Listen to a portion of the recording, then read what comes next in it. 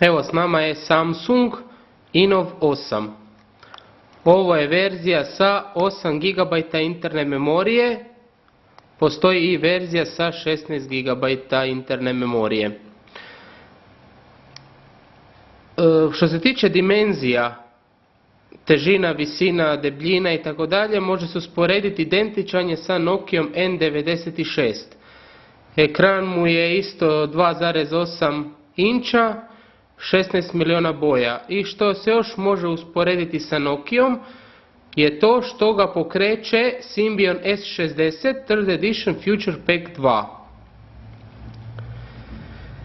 Što se tiče, ovo je isto, znači slider uređaj. Moram pohvaliti tipkovnicu, izgleda vrlo lijepo, veliko, tipke su dosta razmaknute, tako da će pisanje činiti pravo zadovoljstvo. Kao i ove tipke ovdje su dovoljno razmaknute, pa ćete moći ugodno ih koristiti, nećete zabunom stiskati neku drugu tipku koju ne treba. Što se tiče samog uređaja, sad ćemo malo pogledati šta on ima. Znači, na vrhu uređaja nema ništa. Sa strane uređaja je još jedna zanimljivost, a to je ova tu. Ova tipke su kao i kod nekih digitalnih aparata, znači kad ste u modu snimanja možete, znači ih samo ima 3 hoda, kao i 3 ikone ovdje, znači za fotografiranje, snimanje videa i za pregledavanje sadržaja snimljenog. Evo, kao što se sada vidi, znači možete ih lagano pomicati. Ispod njih se nalazi utor za micro SD karticu, SDHC, kaže da prima do 16 GB još, znači uz to što ima 8 GB interno, možete nadograditi do 16 GB ako vam je potrebno. Ovdje dolje imamo tipku za fotoaparat, za pokretanje fotoaparata. Sa druge strane imamo, znači, tipke za volumen. Ovdje sa strane uređaja je utor 3,5 mm jack za slušalice.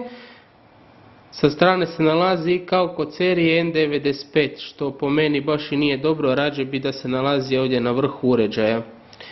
I ovdje imamo micro USB. On će nam služiti za povezivanje s kompjuterom i za punjenje samog uređaja. Zanimljiva stvar je i to što koristi ovu navigacijsku tipku ovdje. Ali zanimljivo je to što iako možete je istisnuti, ona je i namijenjena kao D-pad, znači kao mouse na laptopima, gdje bez tiskanja možete lagano prstom šetati po njoj i tako ćete, znači, listati po menijima. Naravno ima naprijed video call kameru i ima akcelerometar, tako da kad ga okrećete, okretat će se i što već sadržaj gledate. Još zanimljivo,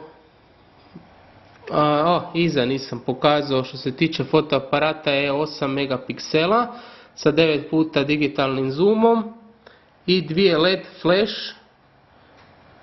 Nadam se da će davati dobre slike, što ćemo kasnije probati, što ćemo ga uključiti u sljedećem videu.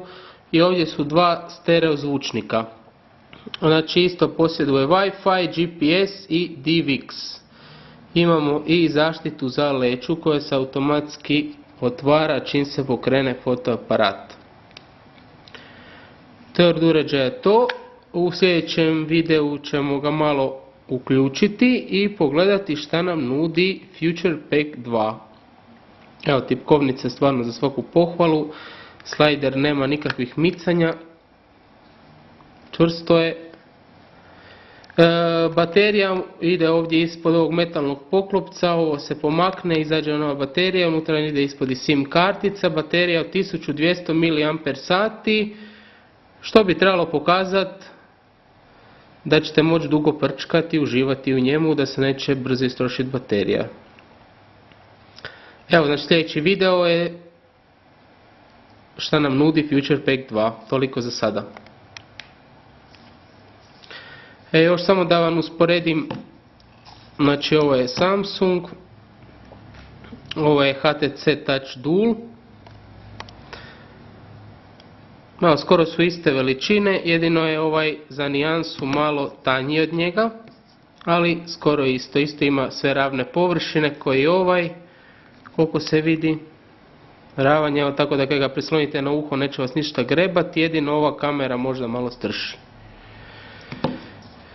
Evo toliko od mene za sada.